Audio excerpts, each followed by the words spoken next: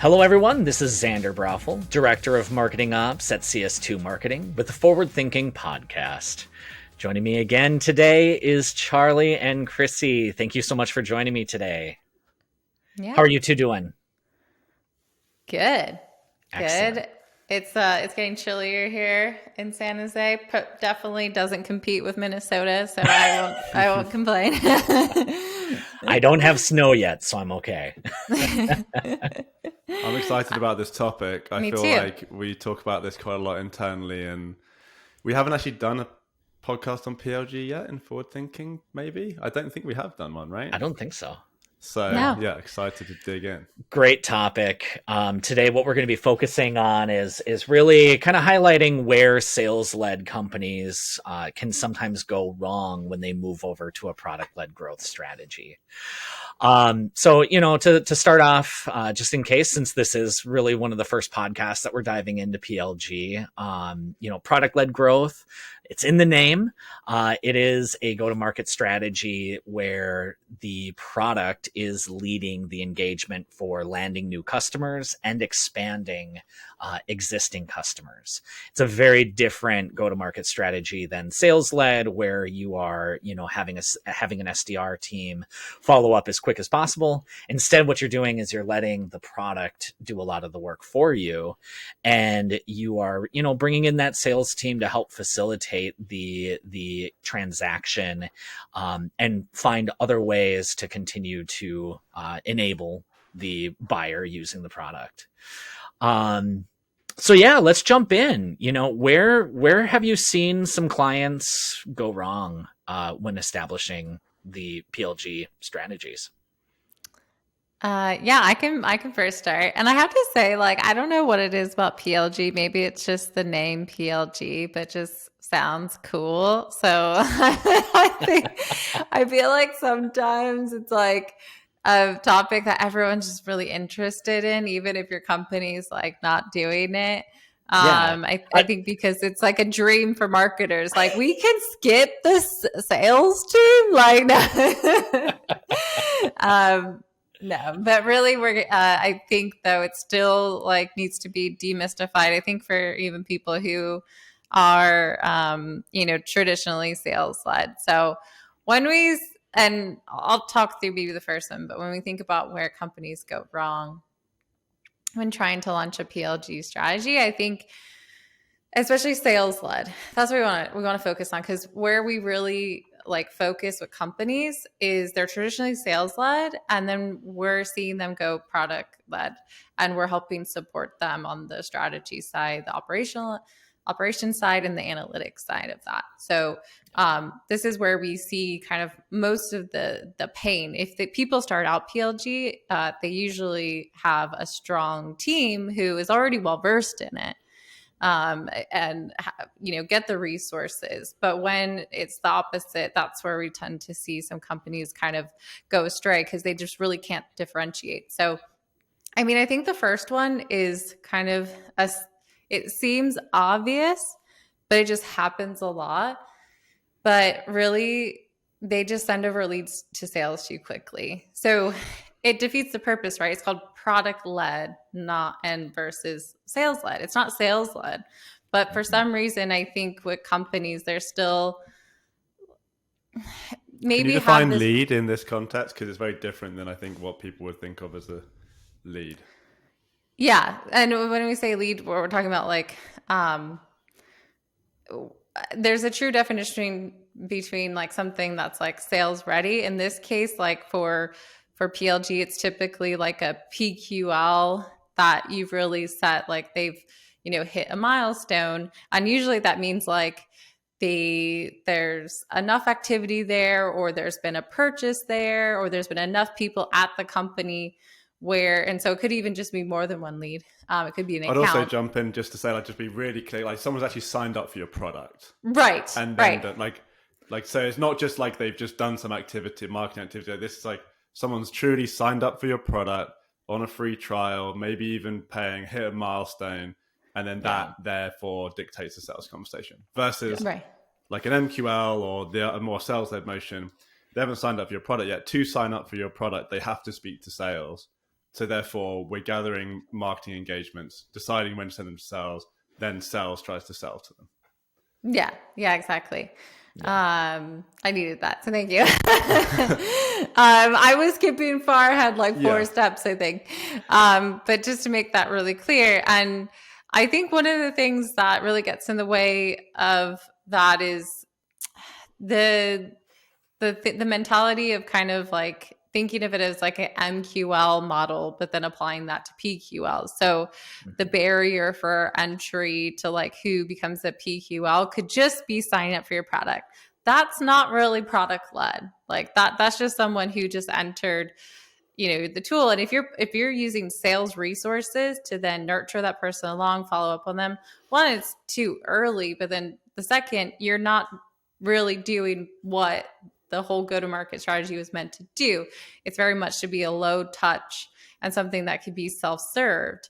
But we still see this happening. But the only difference for sales-led companies thinking, they're like, well, they signed up for our product, so now it's a PQL versus an MQL who maybe just is showing intent in our product. And now we're going to do a sales cycle where we need them to actually buy the products. But it's still just the wrong way to look at it. And surprisingly, we do see this a lot. And I've talked to other leaders who work with some companies going to sales led and over to PLG. And they say that that's one of the big pain points they see a lot too. Yeah. So it's the number one like issue, right? It's in this specific use case where we're talking about traditionally sales led companies moving to PLG, just copying and pasting kind of like what they were doing, but then essentially the offer or like the conversion point has changed to signing up to the product as opposed to signing up for a webinar or a demo. But then the exact same thing happens after that. SDR calls them, tries to sell to them, and like the trick's in the name, right? It's product led. Like the product isn't leading anything at that point, right? It's just a form to sign up for the product, and then sales is still leading from that point onwards. And I think that's one of the big issues because, and I guess it's all a part of a maturity too. So, you're a lot of companies move in this direction. The product might not actually be built out enough yet to lead and kind of develop the relationship, get them involved in the different features of the product, get them through different milestones within the product, like upsell them within the product, etc. So that's why a lot of times, as they're going through the transition into more PLG, the product maybe isn't quite there. So they just they don't feel confident that, someone can sign up for the product and just like understand how to use it, add users, get network effects, all that kind of stuff. Naturally, they feel like they have to insert sales to do that. And I guess that probably isn't the worst thing in the world, like on that maturity journey, but there is a point where you have to realize like that's not product led, right? That's really still sales led, and they're just signing up for like a free trial or something. And I think the biggest, it's kind of an issue across all of the go-to-market strategies where we feel like we need to insert sales too early. It's exactly the same thing for MQLs, right? It's like, oh, someone clicked the link in an email, send them to sales. Someone downloaded a white paper, send them to sales. And I think we've learned over the years that most people don't want to speak to sales, right? Too early. Yeah. And I think that, and especially if they're just like clicking around the product and trying to learn, and like that, people know how to contact sales. Like, make sure you have a good support team ready to like answer questions, but why interrupt kind of the journey that they're on by themselves with a salesperson when you don't need to? I have a question, maybe Xander or Charlie, because I know we're talking about things to avoid, but maybe in this scenario, can either of you think of an example where you had an experience that did this the right way? Because I think as much as we want to say like, oh, you should avoid this, like, do you either of you think of like a time where a company like did this right when they're still balancing the two, or maybe the one, like just to give them what good looks like? Yeah, I think I can come up with a couple of examples. I think that most of the good examples were born product-led companies. Yeah. Right? Like Slack. I've never spoken to a salesperson. We've been a Slack customer for years, and we just add users and it's great, I think when I think about Zoom, we signed up for Zoom without having to speak to a salesperson, but then eventually we did have to speak to one. We kind of like got into like different license category and ended up adding more users. That experience wasn't bad. But I still think I'd have to really wrap my brain for a company that's gone from sales led to product led, that I've experienced, right? Like personally, like being a customer, given like our company size, most of the tools that we buy, probably product led tools, right? Like ClickUp and Zoom and Slack, etc. Like we haven't really had to speak to a salesperson for any of those. So I'd have to think about the actual specific of sales led to product led and come back to you on that one. But I think all the great experiences were like born product led, and that probably goes to what we're talking about here, right? It's like a lot of what we're talking about is the difficulties of moving from one to the other. Yeah. And I don't know too many examples that I've interfaced with directly as a customer where that's been awesome. I mean, the examples that you brought out and sort of where companies do go wrong is you need the product to speak for itself. I think about the first time I opened up Slack. It was super easy to use, very intuitive, had some in-app demos and in-app tutorials, but for the most part, you could kind of just activate it and go. My first experience trying to do PLG, we weren't calling it at the time, but that's what we were trying to do. But the product wasn't at the point from a user experience perspective where somebody could just come in, set it up, get it installed on some endpoints and work. They needed a sales solutions architect to walk them through. They needed professional services to get it integrated. There was no way that we could move to a PLG process without product prioritizing that. And that's almost where I go product led growth. Something else to think about is it's the product team within your organization that needs to be a part of that process to really make sure that you can scale it. Totally. I think one of the things you just brought up there is the team doing the follow-up too. So like kind of moving on from like, okay, so maybe we're sending these PLG, PQLs, or kind of like, people or companies started in the product to sales maybe too early. A lot of times the people that we're sending them to are also not the right people, because you go, okay, I need to send them to SDRs. That's how we send all our MQLs to SDRs. I mean, there's even a movement these days to, not rely so much on SDRs for some MQLs, given that, sometimes they just can't answer all the questions that like a really highly engaged buyer like needs at that point. Like maybe someone who's ready to buy like does actually just need to go straight to the AE. But for PLG specifically, right, you need someone, especially if the product is quite technical, like a technical SDR at least, or an SE, or someone who's really going to help them nurture and use the product, as opposed to maybe a more junior SDR just out of college, still learning how to be a salesperson and the product. That's not going to be the best experience if they're not able to answer the questions. So one, they're interrupting the customer's own journey, and two, they're not providing any value while doing that either. So that really the customer experience is going to be poor in that way. Yeah, absolutely. I think that like I've been talking about this a lot, but I think also just like the over investment in like the sales side versus CS side is just also detrimental to a sales led motion anyway. So if the company actually wants to then kind of like balance that, it's customer success and good customer success can just be a differentiator and so I think, but making sure you have those resources, the people to support here, or knowing that the product can just do that itself. They don't even need to talk to someone is super important. And I think we're talking about also, I guess that would be kind of like another point, but I think we're all just agreeing, like your product needs to be ready. You need to like have it be ready enough for people to actually adopt it and use it without just being completely lost. Yeah, and I think the audience here, a lot of the audience that listening to this, maybe can't influence that, right?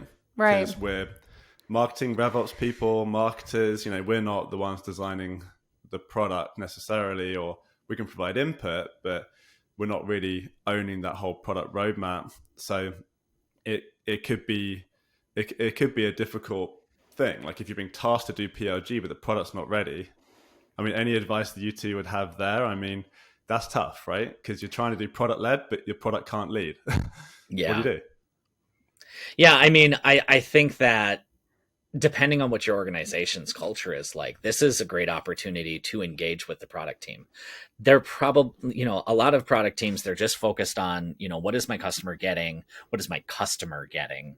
They may not be thinking, what do I need to do in order to get new customers? So, having a partnership with the product team is key. And you can start those conversations, and you could introduce them to this concept if they don't even know that it's a concept out there, and try and work on, building that business case and getting the right support that you need. And then, of course, your CMO is probably the one that's tasking you with this. So having that alignment with the CMO of here's what's needed before we can truly activate a product-led growth strategy, instead of doing what I think that is a lot of our first instinct of, yes, I can do that. Let's go build it in the system, versus are we ready there from a strategy and foundation perspective? Yeah. And I think where marketing can really influence is around the enablement and nurture side without like touching the actual features of the product. And so there's two ways you could go about that.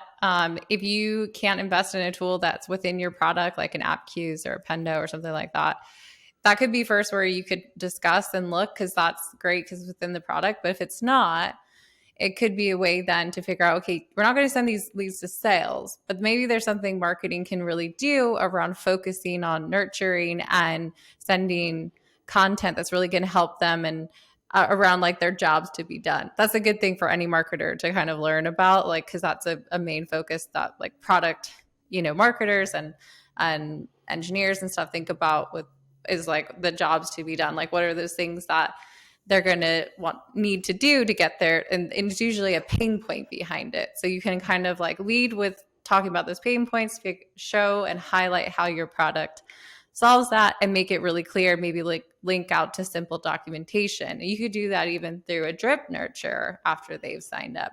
And that can still help with like product adoption. But then if you can get that then into the product itself, I think it's really great. So that's where I think you could focus, at least to start, just knowing that maybe there is some kind of educational hurdles you need to go, get through to actually use it. Yeah. So switching gears here a little bit, and maybe setting the stage. So given that a lot of the sales-led companies that are moving into PLG, the product is in a place where sales is going to have to get involved generally, like earlier than some of like the true kind of like PLG kind of companies that you can become like a power user or a power kind of customer without ever speaking to a salesperson.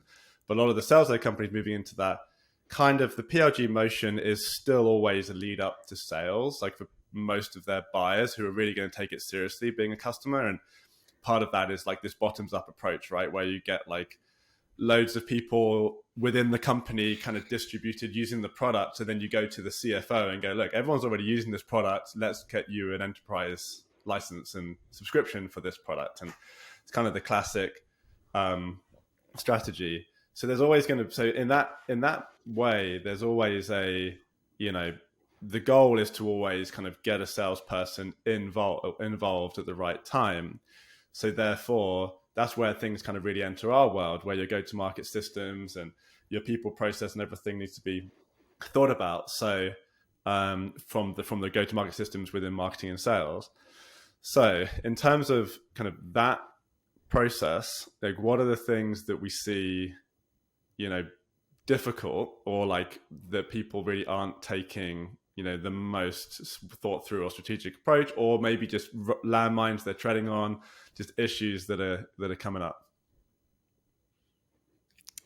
I can start, but yeah. Xander, actually, no, you go, Xander, because you're probably dealing with this the most too with some of our clients right now. Yeah, I have a couple of clients that I'm working with, kind of trying to make this move. So a few things. All of the data, like one of the pitfalls is I have a PLG motion because all of my data lives in Snowflake, and I have this great Tableau dashboard that the sales team isn't looking at, the CS team isn't looking at. So, not getting that data into the proper system can really be problematic. It's difficult to raise that up. So, having the right data structure in place, ETL systems in place to get the data back into Salesforce is key. And then training your sales team how to really activate product product usage. I mean, like, if we just start with product usage, you're already going a step in the right direction, and you can crawl, walk, run your way to a full PLG strategy. But they have to understand how to have those conversations, and it's not just a typical, do you want more licenses? It may be, are you utilizing the right features, functionality? Are you getting it to the appropriate people in your organization? So I feel like getting it into the right location is key, and then giving them the insights and the right talk tracks to take it to the next level is something that's really important. Yeah. I think around the data side, it's like people won't really realize this until they they do, but like really underestimating like how to operationalize the data. Like there's a ton of data, and then your traditional systems, say like your market automation platform, even your CRM, just really struggles to handle that much data. Like you're going to hit sometimes API limits, you're going to slow things down. And really, do you need all that data? Like, you're paying for storage, like, but do you need that data in those systems? And so you have to really think like, is there anything you can do either with like another data warehouse or just like try and think about what is the right data. You mentioned this, like, what are those key insights, but what is like the right data that you really need? And maybe that's like working with the product team to just figure out a milestone and then update a field, or figure out certain kind of like key activities and only those send over. It's also a reason why there's tools like Mad Kudu, who understand there's a ton of data, and then how can they kind of operationalize and make sense of it all and still send that to your system to use. If you're trying to send everything like to Marketo, and you're trying to do like a scoring model off of that, the same way you do with like your website, it's just not going to work. It's just too much, and it's hard to make sense of it all. And so really know that like that's a big part you need to plan for, and it's where a lot of people get stuck. Definitely. Yeah. Getting hungry for data in their marketing automation platform and Salesforce, all this product data is a recipe for disaster. Like to Xander's point, like crawl, walk, run, make sure that like you're trying to get a specific milestone, like they added a user, or a specific group of milestones, like they kind of hit this threshold in the product, or they did this specific thing. Think about like what you're going to do with that data. Like don't just be like, okay, we want to get all of the activities, kind of like we get all the web activity or all the downloads into Marketo. Mm-hmm. Like don't have that approach, because you just can't. These tools can't handle that. You need to, especially if you're using kind of the traditional Salesforce like kind of Marketo tech stack, make sure that you're really choosing what you're going to do with that data, and you have specific use cases. And it's all about kind of the different operations you're going to run on that, right? Like, or different segmentations you want to build off that. So do you need to build a segmentation to run some kind of email program based off that they've added a user, or they need to add a user, or what's the next step in this PLG motion when you think about like the different milestones you want them to go through? What does sales need to be able to have a good conversation, and where they can see that data in the system they're operating in, which is probably Salesforce, and then be able to action based off that data. Don't get everything, like really figure out kind of the individual use cases for every data point, honestly, and like layer it on slowly. And then, build up. Don't start from everything and work down. Start from nothing and work up, and go slowly, because what you'll find is you very quickly go over the edge and it all turns into a mess. So you don't want to start off with a mess and try and reduce the mess. Like start off with it clean and build the layers. Definitely will save you a lot of headaches. Yeah, and when building those layers, make sure that they're flexible.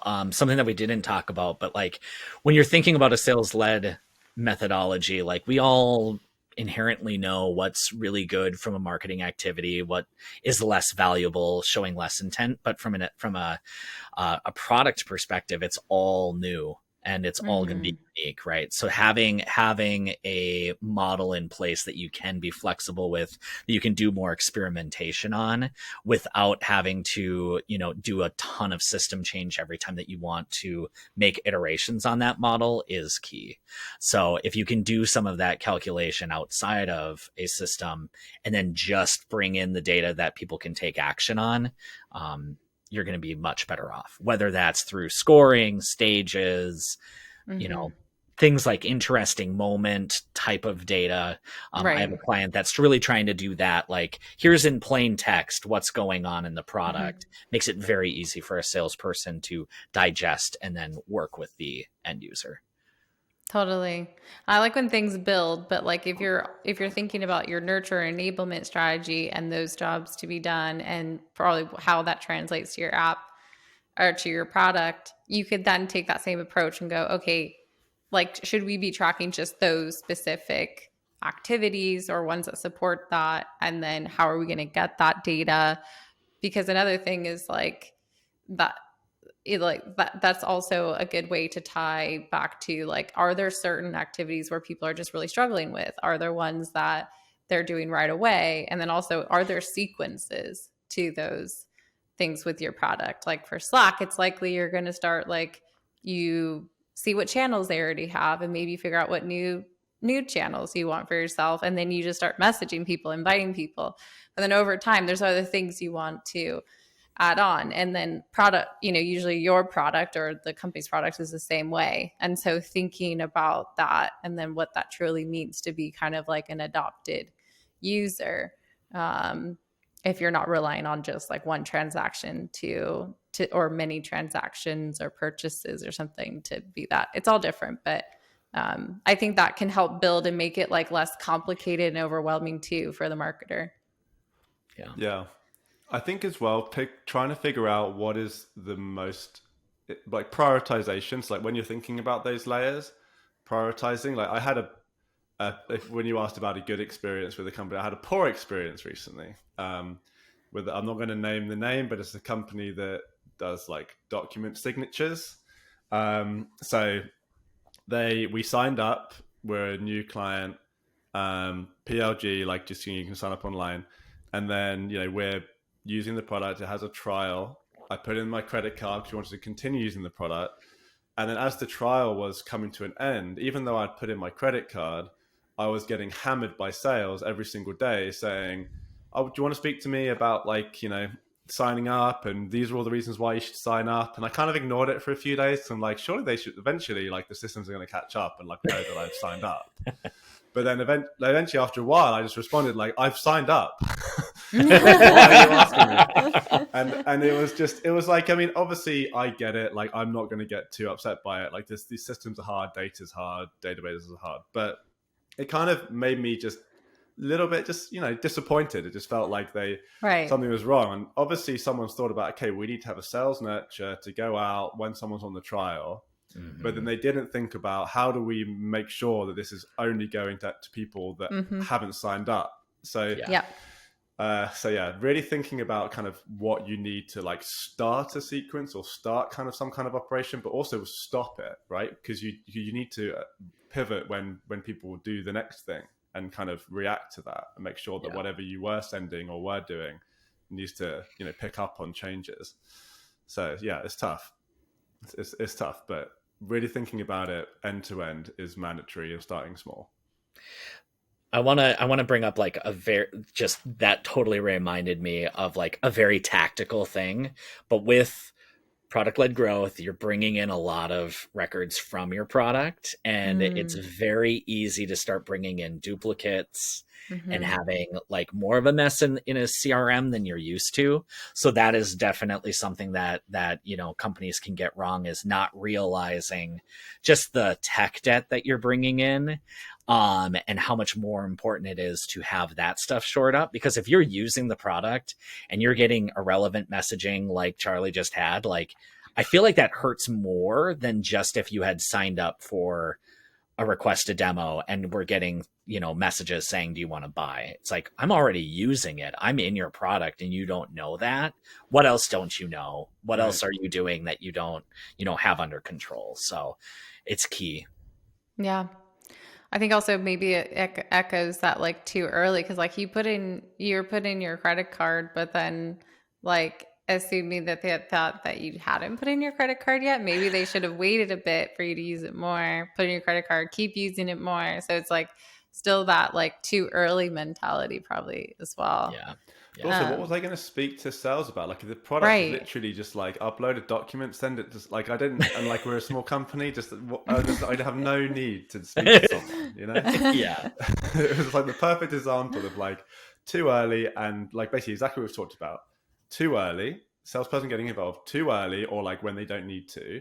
Both wasting my time a little bit because I was reading the emails, and their time because I know it's probably automated, but maybe they were looking at it.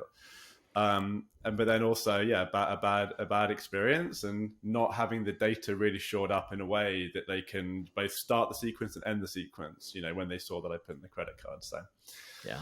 And I think it goes to one of our other points that we were going to bring up. Like a lot of especially when you're moving from sales led to product led, we talked about it for MQL, like taking the MQL mentality to PQLs, but it's almost a copy and paste for some companies for their whole business process. Like everything stays the same, right? Their routing rules are the same. Their nurtures, like you sign up and you just get like picked up by whatever like the new lead nurture is, right? It is not like even a product.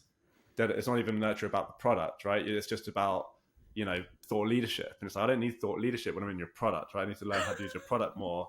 Like I've already bought into the thought leadership. Obviously I've signed up for your product.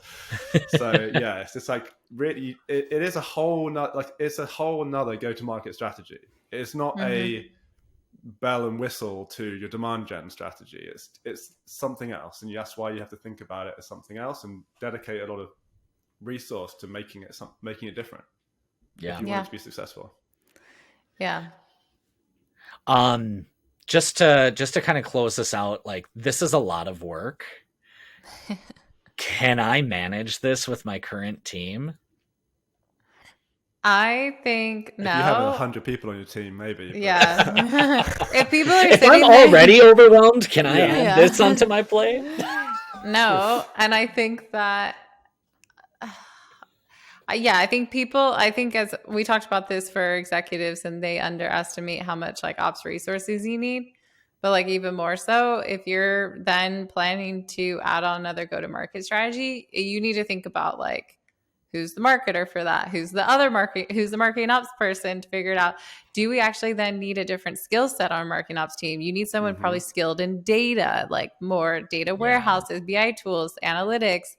Someone who then can work really closely with a product person. So you might think of more of like a growth marketer than a traditional demand gen marketer. A demand gen marketer is really going to think about the demand creation side rather than like having this hyper kind of like experimentation mentality when you are doing just like tests to figure out how you can get better adoption and the jobs to be done. So it requires a whole new team. Like you're building a new product motion, like go-to-market strategy. If anything, a lot of companies too, if you're going from sales led to product led, it means you're also like probably building another product or a slice of your product that then can be used product led. And so it's hard to say this, but like then you need a whole kind of team to support that. You need a whole budget to support that. Like, and so it's not something to just be like, I know what we're going to do. We're just going to like turn on PLG and then everyone else, like you just figure it out. That's just not going to work. And we've actually seen that happen. And the whole communication strategy that Charlie was talking about and putting people into your system that Xander was talking about, putting a lot of junk data, people being confused. That's just a common. And what ends up happening is actually just a poor customer experience, people signing up for something, having a bad experience when you probably were maybe going to be more successful to run it sales led, like you said, Xander. So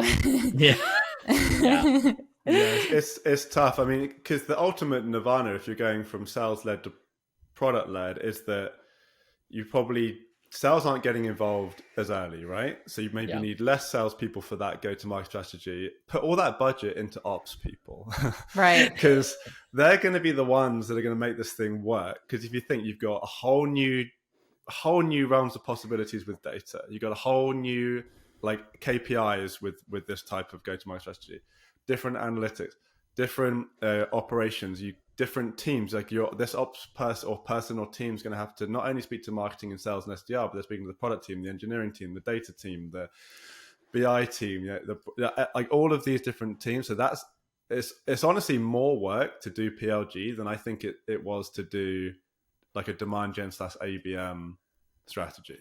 So if you're doing like a demand gen / inbound strategy, you've layered on ABM in the last several years, and now you're doing PLG, it's not an incremental step that your team can take on. You almost need a whole team for PLG and a whole team for the strategy you were just doing, Yeah. And because I think the PLG is probably more complicated than demand gen and ABM put together, and more difficult to operationalize. And then when you have the three competing go-to-market strategies, you've got sales outbounding, you've got inbound leads coming in, and then you have people signing up for your product, and you want to have a cohesive customer experience where you don't have like one salesperson outbounding the person who's just signed up for the product, who also just did a demo request, and you've got three different people trying to speak to the same person. You're going to constantly come up against these issues. Hence why operations is the glue that's going to bring all that together. Yeah. So I would say, to answer your question bluntly, you definitely cannot do it with your existing team if you really want to succeed. But, you make that investment. I think we are seeing a lot of organizations and companies succeed really well with product-led when they invest in it. So it's not a decision to be made lightly, as we've talked about today. There's a lot of mistakes that a lot of companies can make. And hopefully, if you're going down this path, you're not following in those footsteps. You're taking some of the advice that we shared today. So thank you so much, Charlie and Crissy, for joining and talking through a very meaty topic. We have about 22 other bullet points, so I think that we will have some additional PLG topics to talk through. It's definitely something that's really important to us over at CS2 and in the market in general. So thank you so much for listening to the Forward Thinking podcast. If you enjoyed the conversation today, please do give us a review. Definitely helps out the algorithm. Share this with a friend who needs to hear it, especially if they are going through a product-led growth strategy session anytime soon. Thank you so much for joining us, and have a great day.